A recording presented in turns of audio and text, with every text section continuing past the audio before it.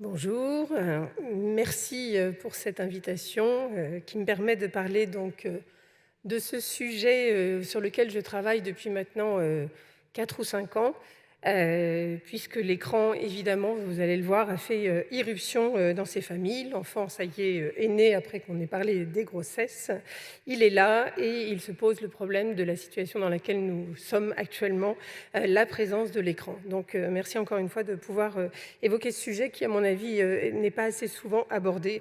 Vous allez voir pourquoi. J'ai aussi, et ça me semble important de vous le notifier, créé je suis membre du collectif Cause, que peut-être certains connaissent, sur exposition écran, et je vous incite à aller voir le site qui donne beaucoup d'informations sur le sujet. J'ai créé également aussi depuis 1 an une consultation spécialisée, c'est dire, pour des enfants surexposés à Bondy, où je vois des enfants de 2, 3, 4 ans avec leur famille surexposés.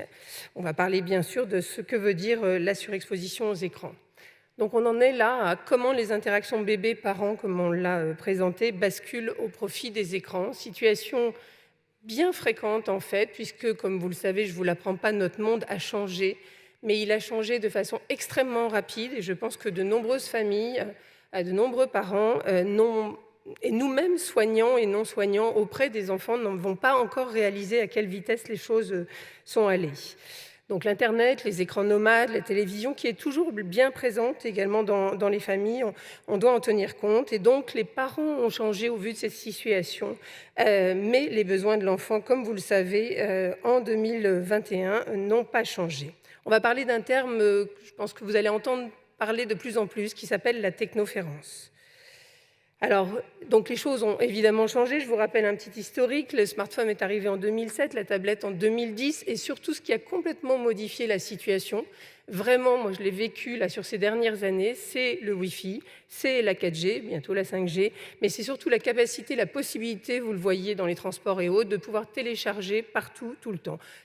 Alors, d'emblée, je le dis, je ne l'avais pas prévu, mais évidemment, je n'ai rien contre les écrans. Tout ça est très bien. Il n'est pas question de mettre tout à la poubelle, loin de là, on s'en sert tous, et moi la première. Mais voilà, la situation est comme celle-là, et elle a entraîné vraiment un bouleversement qui est tout à fait important. Le bouleversement important qu'on connaît moins aussi, notamment chez les enfants, c'est ce qu'ils regardent, quels sont les contenus, qu'est-ce qui est proposé, qu'est-ce que connaissent les parents, que l'on ne connaît pas toujours, sauf parents vous-même de petits, si vous êtes intéressés à aller regarder ce qu'il y a sur les écrans. Qu'est-ce qu'on propose? Eh bien, tous les parents connaissent YouTube Kids, par exemple, qui n'est pas si vieux, 2016. Tout le monde connaît YouTube. Il y a aussi la possibilité d'aller sur YouTube Kids, et les parents connaissent très bien. Et pensent évidemment que l'enfant va pouvoir apprendre des tas de choses en allant sur YouTube Kids, comme les Titoonies ou autres dessins animés que les parents connaissent bien et qui vont faire défiler des programmes soi-disant pédagogiques pour apprendre à compter, apprendre l'alphabet, parce que maintenant les enfants de 2 ans apprennent l'alphabet, les parents pensant bien faire, mais ne savent par ailleurs pas parler, c'est ce que je vois dans ma consultation. L'offre télévisuelle aussi est importante, il faut en tenir compte. Gulli, c'est 24 heures sur 24, Netflix Kids, c'est 24 heures sur 24. À tout moment, il y a un écran possible. Encore une fois, tout cela a beaucoup modifié les repères dans les familles. Common Sense Media, c'est une association indépendante aux États-Unis qui travaille beaucoup sur ce sujet et qui publie régulièrement des chiffres. Là, on va parler de temps. Bien sûr que le temps n'est pas le seul problème, mais vous voyez sur cette diapo que plus d'un enfant sur 4 de moins de 2 ans regarde plus d'1 heure par jour un écran. Les conseils, c'est pas d'écran normalement avant 2 ans, voire 3 ans. Vous voyez que là, il y a 56% de ces enfants qui ne regardent pas les écrans, puisque bien sûr, il y a des tas de familles qui font très attention. Mais vous voyez aussi que vous avez 7%, oui, non, ça ne va pas marcher, c'est pas grave, 7% d'enfants qui regardent plus de 4 heures par jour les écrans, et tout ça, c'est toujours la même chose, c'est déclaratif, donc très souvent supérieur éventuellement. La problématique du temps d'écran, c'est comment aussi on l'utilise, évidemment. Et la plupart du temps, vous le voyez au quotidien, il est utilisé de façon passive, occupationnelle, non contrôlée, isolée. alors qu'évidemment, ça serait tout à fait différent si les enfants, même les plus petits, et ça aussi c'est tout à fait étudié, avaient une utilisation de cet écran accompagnée, c'est-à-dire par leurs parents, par un adulte qui partage, qui est en interaction. Les effets sont très différents.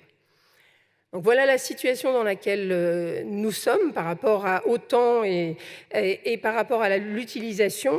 Et comme je le disais, les besoins de l'enfant n'ont pas changé, que ce soit en 2021 ou en 2022. Vous le savez, ces interactions précoces de qualité sont évidemment indispensables pour l'installation d'un langage.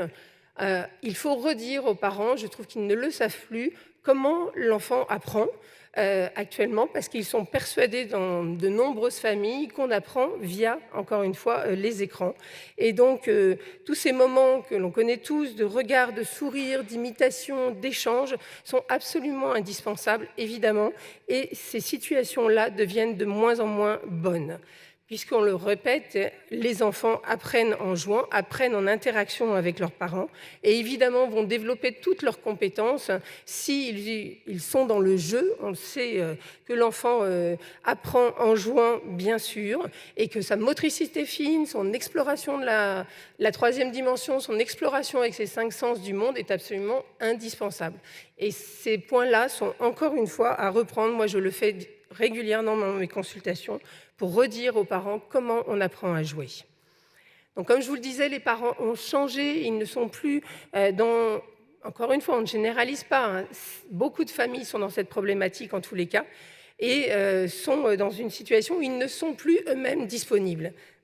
C'est toute la problématique dont on va parler, qui est le lit de la technoférence, puisque tout est touché à tout moment, dès la maternité, dès les premiers jours, les regards, les moments échangés, les échanges, les jeux ne sont pas de la même qualité, à la fois à la maison, bien sûr, mais aussi à l'extérieur, vous le voyez sans doute. Pourquoi cette situation est problématique et a autant d'impact?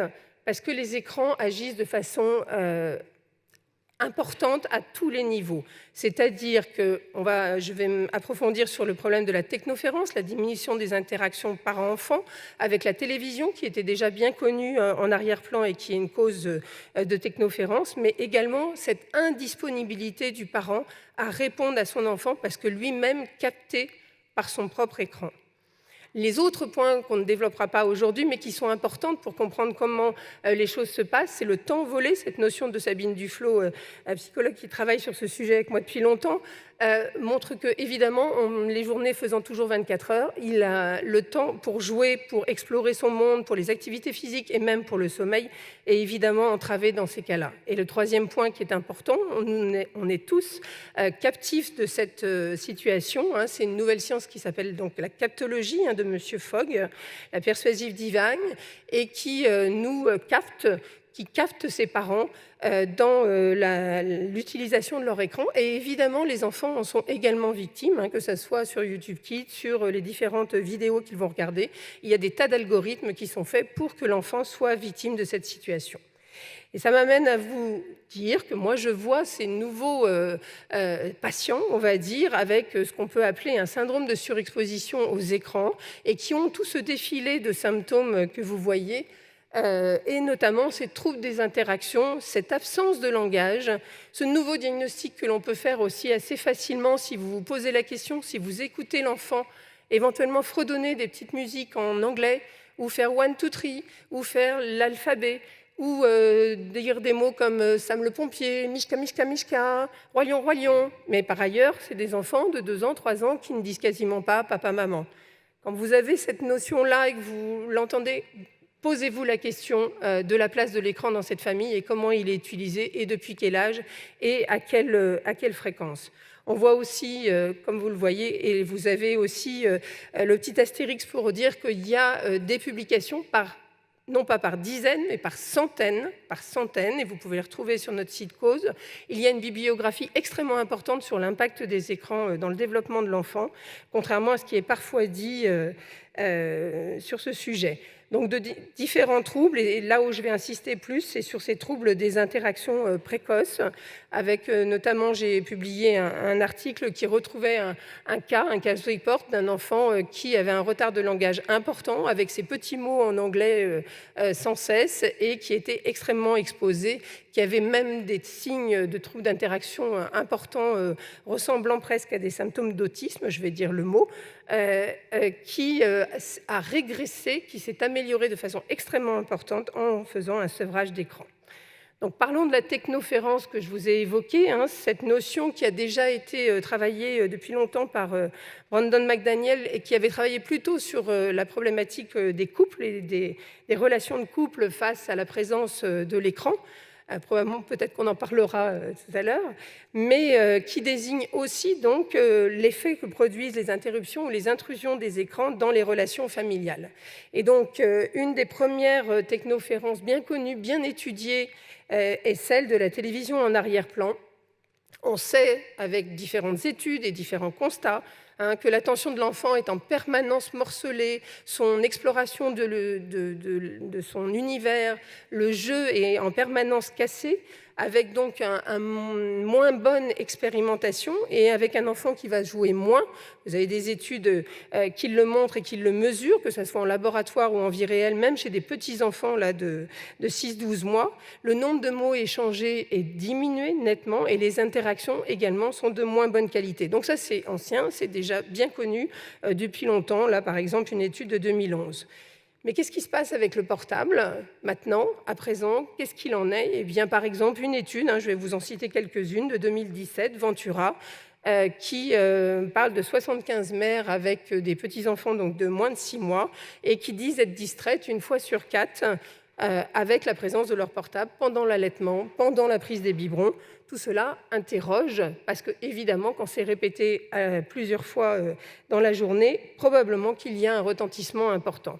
C'est ce que Sarah Miruski, en 2018, a publié pour montrer les effets éventuels de cette présence de portable, donc sur 50 nourrissons petits. Elle les a placés en façon expérimentale, comme dans la situation que vous connaissez du still face, mais avec un portable. Donc, on redit juste un mot, la situation du still face, une situation expérimentale où le parent suspend le contact et ne regarde plus son enfant pendant quelques minutes. Cette situation aussi étrange avec ces 3 phases de jeu, de still face et de moments de réaccordage, de réunion de la maman qu'on revoit là avec ses premiers signes positifs, ce jeu, cette interaction, et puis les sollicitations du bébé pour en avoir encore plus, et cette maman qui s'arrête, ce bébé qui est en détresse, en stress, et ensuite la phase de réunion où il se retrouve.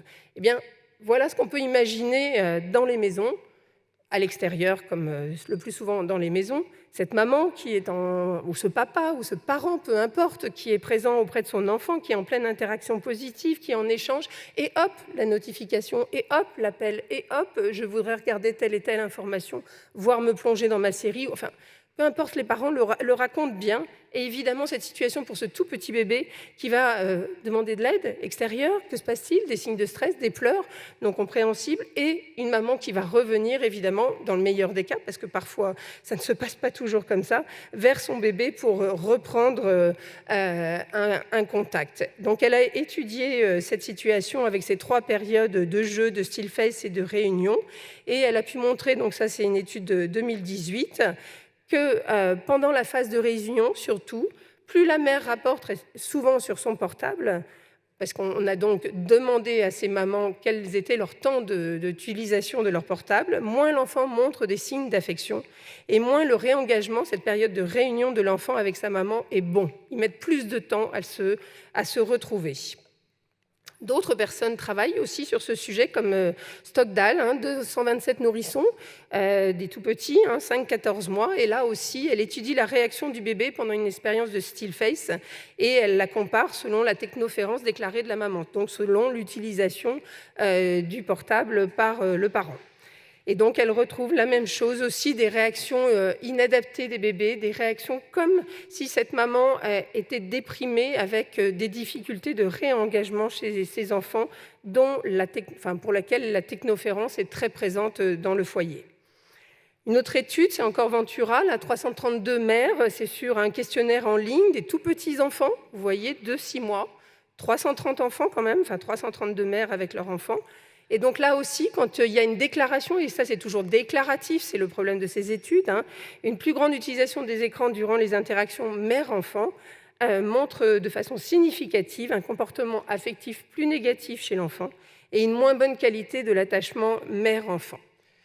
Donc ces études, plus notre constat quotidien, montrent que les écrans font donc un écran aux interactions familiales dès la maternité, dès les premiers jours, avec l'effet de la télévision, donc, comme on l'a dit, et qui est à près de 40% allumé dans les foyers en arrière-plan, que les portables font écran aux relations entre les parents et les nourrissons, on l'a dit, et que les portables et la télévision vont absorber les enfants avec les parents également captifs, et donc une moindre possibilité de pouvoir être dans l'apprentissage. Un article mon mari, Eric Osica, sur ce sujet. Et pour terminer, je pense qu'il faut, voilà, il me semble important à chacun de passer ce message pour que justement on évite de basculer au profit du numérique aux dépens du développement de nos enfants, à la fois les informer sur l'effet de la technoférence et évidemment les informer du risque de l'exposition précoce de leurs enfants au niveau des écrans, que ce soit le portable des parents ou la télévision.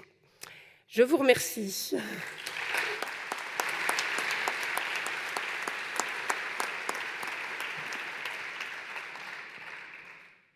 Merci infiniment. Et je sais que c'est extrêmement contraignant, hein. Ce sont des exposés courts, mais c'est tout l'enjeu. Merci beaucoup.